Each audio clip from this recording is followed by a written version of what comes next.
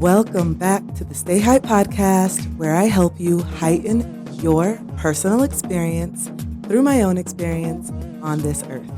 I'm your host, Kristen, and today we are back with another episode titled, You Have to Feel It in Order to Heal It. And the reason why I wanted to talk about this week is because I feel and see a common theme within myself and my clients and friends and family and people that I've talked to that can really understand intellectually why the trauma happened, how the abandonment wound is not really their fault, how we have all these limited beliefs, right, about ourselves, and we can talk about it all day long.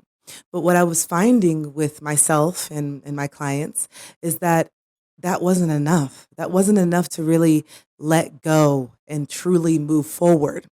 There's one thing where we have to, really understand and intellectualize, conceptualize, talk through the trauma, right? And we're just jumping right in, as we always do.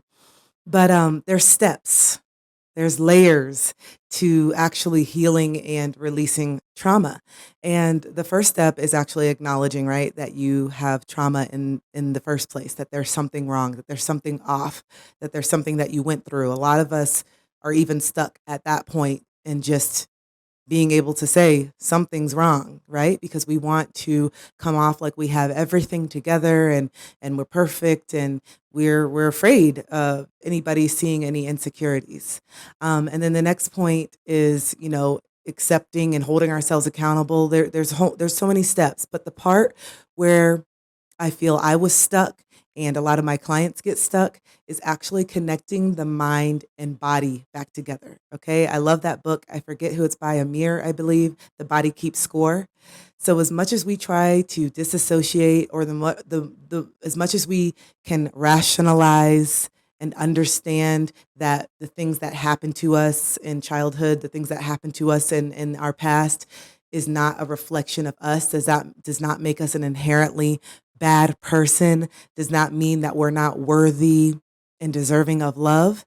We still have to feel the feelings that we have been running from for so many years in order for us to actually let go and truly move forward. Because a lot of us can say, oh, I forgive that person. Oh, that was so long ago, I'm over it. But then our actions, whether they're conscious or subconscious, speak otherwise.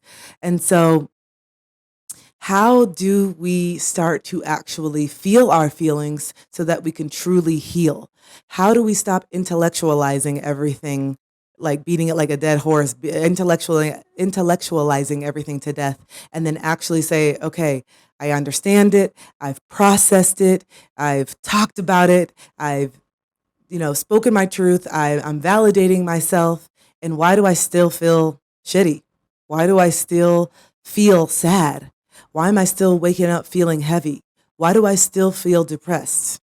And the conclusion that I've come to through my own healing and through my clients is because we are still scared of what those feelings are going to do to us. We're still scared of what it feels like to address the abandonment wound, which is why we have a lot of maladaptive ways of coping, where we turn to substance abuse, where we always have to be drinking, where we always have to be in a relationship, where we always have to be hooking up and having sex and doing anything that makes us feel comforted, comforted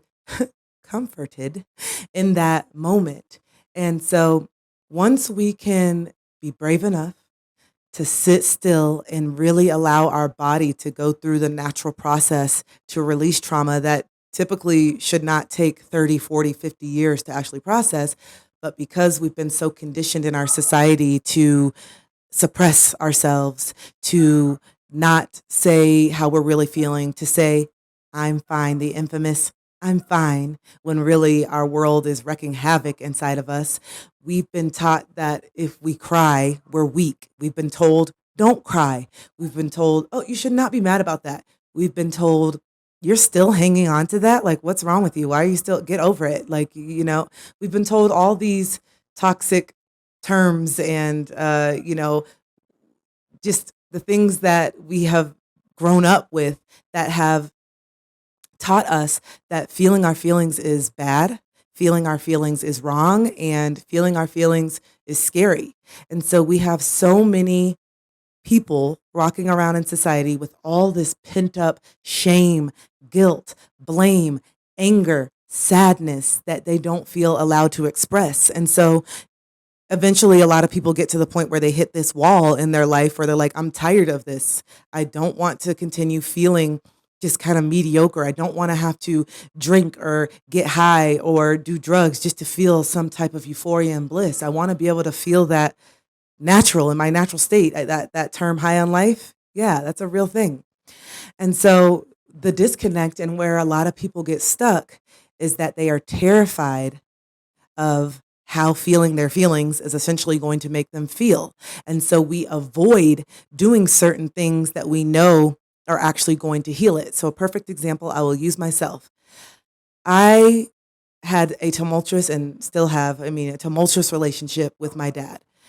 I used to jump through hoops and fawn and completely freeze up and just avoid confrontation because my dad never seen me. He did not see me. He did not hear me. He just was not able to have the emotional relationship that I needed as a child and as an adult. And so because I didn't want to acknowledge the pain of feeling so emotionally and physically abandoned from my dad, I just shoved it down and pretended that I was okay. I'm fine. I had a normal childhood. I'm good. And then it got to the point where, in 2021, when I had my awakening and I couldn't run from the truth of how my dad really made me feel, I was able to truly understand the abandonment wound. I was truly able to understand my anxious attachment. I was able to write it out. Everything made sense. I watched tons of videos. I went to therapy. It all made sense. But why did I still feel heavy? Why did I still feel so sad? And I realized it was because I didn't allow my body to actually process what the abandonment really felt like. What does it mean? What is it like getting into the meat and potatoes? What does it feel like? What does it mean to sit in that abandonment and really realize that my whole childhood, I missed out on having the experiences with my dad that I deserve and that I really deeply craved. And so something just clicked. Oh, I understand that the abandonment was not my fault. I understand that my dad is a hurt, wounded little boy as well, and he did the best that he could do. We all have heard that. Our parents did the best that they could do, and it's not anyone's fault. It's just the tools that they were given, all the things that we are told that are true to make us kind of feel better and not feel like it's something wrong with us. And so while that's very true and it makes sense, we still have to feel it. We still have to sit in the sadness. We still have to allow ourselves to scream and cry. And I realized those emotions were foreign to me. I had that mask of always being happy. I had the mask of always being put together and nothing ever got me down. I'm the light. I'm the class clown, the comedian. I'm supposed to make everybody feel good. Meanwhile, I'm suffering so much inside by not really allowing these feelings out. And so in order for me to heal, I had to sit in my darkness. I had to close all the windows and put on the sad music and really allow myself to get to spaces that I had been terrified of. And the way that I was able to do that was I had to actually address what was still making me sad. And I realized I still had my dad in my life. I still was talking on the phone with him and trying to hang out with him and trying to deny these feelings that were inside. And so once I said, okay, no, my feelings and my happiness is worth more than appeasing and fawning and trying to make my dad feel like he was present in my life so that, it wouldn't cause him any shame. I had to get real. And that's when I had to set the boundaries and say, Dad, you no longer can be in my life this way. I love you. I will always love you, but I have to love you from afar. And bam, it was almost a year ago to the date. It was on 8/8, the Lionsgate portal last year. I love numerology and astrology, but it was that I had this huge epiphany. I had this huge epiphany that I said, oh, I don't have to have my dad in my life anymore. The reason why I've kept my dad in my life is because I was terrified of how it was going to feel to not have him in my life. But then I had to get real. How do I feel with him in my life?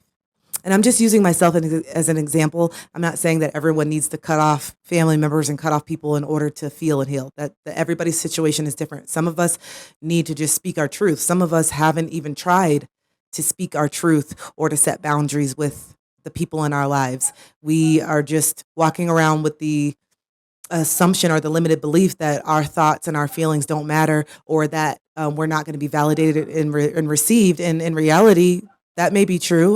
My dad was not able to validate me, but it still didn't mean that my truth was not true. And so I realized I had to start validating myself, and I needed to do the thing, that I've been avoiding, so that my body could finally process the true abandonment that I had always felt. And so once I made that decision, I was so depressed. I was anxious. I was waking up every night in the middle of the night thinking I was going to get a call that he was passed away. I woke up with guilt and anxiety, feeling like I had done something wrong by choosing myself. And I realized that was such a trauma response, right? Having those boundaries felt foreign. Having those boundaries felt like I was doing something wrong, and it was painful.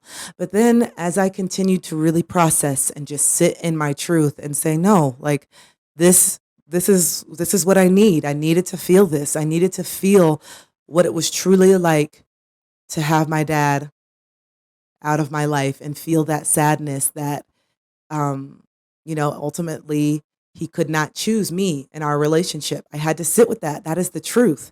And I could no longer run from that painful truth and lie to myself and make up all these excuses and just chalk it up as that's just my dad. That's just how he is, while still feeling really bad every time I was around him because I felt like I couldn't be my authentic self. And my authentic self had a lot of anger. My authentic self had a lot of sadness and pain and things that I really needed to get off of my chest. But since my dad would never allow me to speak to him directly, I said, okay, I can no longer keep you in my life, and I got to process these emotions with my friends, on my own, in therapy, hitting the pillow, screaming, a lot of rage therapy that I went through and went through with friends, a lot of sadness and just wallowing in that sadness and just allowing myself to lay in bed day in and day out and deal with the grief. And so I realized that is the disconnect that a lot of us have, where we feel like we're hitting this wall in our journey, where when we have that initial wake up and things are starting to come in and all the downloads are coming in and you're like, okay, yes, I understand it now. It's not my fault. You have that like euphoria, that bliss that comes up and you're like, it's not my fault. I am worthy of love. That my dad or my mom, whoever it is, they didn't abandon me because I wasn't worthy. They abandoned me because they were abandoning themselves and their own emotions, and they just didn't have the capacity to be what I needed. It's not about me. It's not that I'm not worthy of love. And that's all great. And that's an amazing epiphany. We all need to get to that point because we need to be able to intellectualize and reprogram the malware that has been downloaded onto our brains, into our bodies at such a young age, that we're not good enough, that we're not deserving. But then once you do that, all that pain, all that trauma that you've been suppressing, all the disassociation where you've been telling yourself that you're fine, I'm fine. I don't need my dad. I'm good. I don't need my mom. I'm good. I don't need them to validate me. Yes, you do. Yes, you do. You want that. Your inner child wants that. And this is why a lot of people who have unresolved trauma, especially with their parents, end up in very toxic relationships with partners that are very similar to their parents, because they're trying to get that validation. They're trying to tell themselves, it's not me. It's not me. I am worthy. So let me get this person who's very similar to my dad. Let me get this person who's very similar to my mom or whoever, my abuser.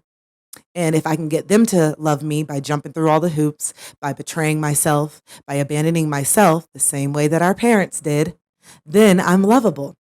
but you realize that doesn't work. You cannot bypass the whole stage of feeling. And I think that's what so many people in our society are trying to do. They're trying to convince themselves intellectually that they understand everything and that it's good, but then skip the part where they're depressed in bed for 6 months. They want to skip the part where they don't want to go out with friends anymore because they can no longer keep up the mask that they're happy. They want to skip the part where they have to actually confront their abusers. They have to actually confront their family and make very, very difficult decisions to choose themselves. That's the part that we don't want to do because it's very daunting. It's very, very daunting to think that, am I really going to go the rest of my life and have my parents, transition to the other side with us not even having a relationship? And for some of us, yes, that is the reality that we need to face. That is a tough pill to swallow. We have to show the people in our lives that we do matter, and not saying that you need to do it with them or gain validation. This is something that you can do completely independent of anyone. You don't need anyone in your life to be there physically to heal or to validate you or for closure. You find that within yourself because you make a choice to stop running from your past. You make a choice to say, you know what? I've been trying to put a Band-Aid, AKA alcohol, AKA substances, AKA always having to be with people, AKA workaholic. Okay. I've been trying to put this external Band-Aid on these feelings to distract myself from how I really feel. But once you get to a point in your journey and you are awakened to everything, not only are you awakened to the magic and the beauty that this world has to offer, but you are also very awakened to the darkness and the truth of your experiences and the darkness of this world as well. It's duality. You can't have one without the other. And so when we are running from actually feeling the dark, low vibrational feelings that we've been running from, we're ultimately capping ourselves out at the amount of bliss and euphoria that we can feel because we have a big portion of our heart closed off. And it's because we're scared. We're scared of how these feelings are going to affect us. We're scared of the mask and the persona that we felt that we needed to wear our entire lives slipping off and people seeing that, oh, Kristen actually has other feelings than just being happy and bubbly. And when you think about it and when you say it like that, it sounds kind of ridiculous, right? Of course. I have other feelings than just being happy and bubbly. I had a lot of anger, which would come out in my relationships when I felt threatened and insecure. I had so much sadness and jealousy and envy over certain people in my life because I felt like I wasn't deserving of the same things that they were achieving. I had so many emotions that I was suppressing and just pretending didn't exist within me, which was ultimately keeping me stuck. So we have to feel it in order to heal it. So if you're finding yourself on this journey and you feel like you truly do understand that you've processed, you've intellectualized your trauma, what has happened, you know that it wasn't your fault, it wasn't anything wrong with you. Now you have to actually let your body do its job and process the emotions so that you can truly heal and actually let it go. And so that's what I've had to do with everyone in my life. I've had to let go, and friends let go of me. I've let go of friends. Friends have let go of me. And I've had to really sit with that. I've had to cry. I've had to scream. I've had to, just talk to my friends. I've had to lay in bed and cry and grieve the loss of the people that I thought would be in my life forever. I had to grieve for my inner child, for the type of abuse and the situations that my younger self was in, and how I didn't protect her and how I didn't show up for her. I had to grieve and let go of the resentment, the overwhelming resentment that I had towards myself and the ways that I allowed myself to be abused and be taken advantage of. I've had to forgive myself for the ways that I have taken advantage and manipulated and hurt other people. And that was not fun. That was not fun. If people like to call it ego death, and I think that is an amazing term because it is so much of our ego that we can do no wrong, that we, haven't picked up some of the same traits and attributes that we can't stand that our parents did to us in childhood. It's something that we can't get around, but it also doesn't define us. And once I just could acknowledge the fact that I'm human, I've made mistakes. I was also trying to do my best with the tools that I was given growing up, and I didn't get a lot of emotional support growing up that I needed. And now I'm just learning this now. And does it make me a bad person? No. But I did have to hold myself accountable and say sorry and do a lot of mending with certain friends in my life, and also speaking my truth and no longer allowing the abuse and the mistreatment and the disrespect that I allowed in the past. But in order for me to really get here and be in a space where I feel so free and the most happy that I've ever felt in my entire life, the most light and free, was for me to finally look in the mirror and say, okay, I have a lot of feelings. I have a lot of big feelings. They come out when I'm really triggered, but I want to create a safe space for myself to feel these feelings in a more healthy manner. And so instead of having to wait until I get into a relationship and then get triggered by my partner and then be explosive to let out this anger that doesn't make sense and it just seems like it's very reactive, right? I want to allow myself some time to talk about these things, to journal, and to really allow my inner child to speak their truth freely. And then whatever feelings come from me doing that, let it be a yes. And so I just really want to help as many people as I can get to this space. And this is my why. This is why I love doing this work. And this is why essentially I'm doing this podcast, so that I can help people on their journey and help people understand that the pain that you're avoiding, the anger that you don't feel allowed to express, it's only temporary. It's only temporary. Your feelings matter. You have a right to be mad. You have a right to be angry, but we don't have to stay there. Some of us have been in that angry space subconsciously for 30, 40, 50 years. And, so I always say the people pleasers and the people, myself, who feel like they're not allowed to show any other emotions, we have some of the most anger and rage. And I can be honest. I had a lot of anger and rage. And it would come out on my friends, and it would come out in my romantic relationships, and it would come out towards my family members at times where I felt that they got a little too close to my insecurities and spoke a little bit too much truth about my character because I was ashamed. Shame is the lowest vibrational frequency that we can carry. So if we are carrying all this shame for having normal emotions, it's time for us to feel that shame and process it and understand that we should not feel shame for feeling our feelings.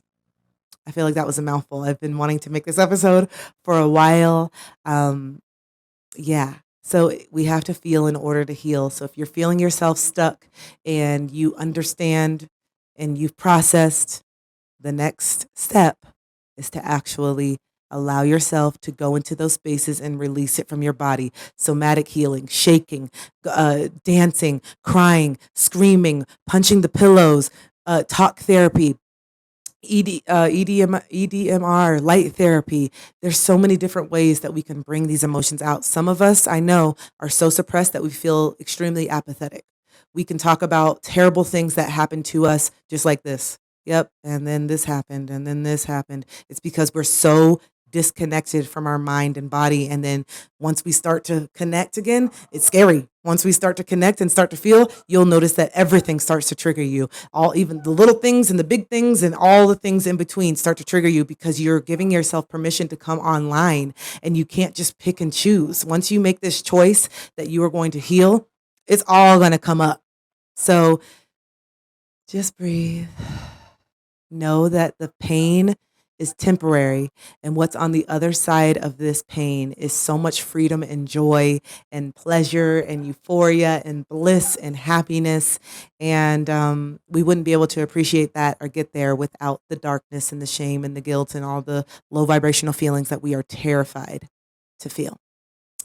So I hope that this helped. I hope this made you feel less alone, and I hope this maybe connected some of the dots on why you may feel super stagnant in this part of your journey. It's time to heal. So If you want to connect with me, I go live Monday through Friday and Sundays on TikTok at 8:30 a.m. Eastern. My handles on Instagram and TikTok are underscore stay hype. If you want to support the podcast, there's a link here where you can do a donation or subscribe to me monthly. That would be much appreciated, so I can continue making this content. And yeah, I love to hear from you guys. I love to talk.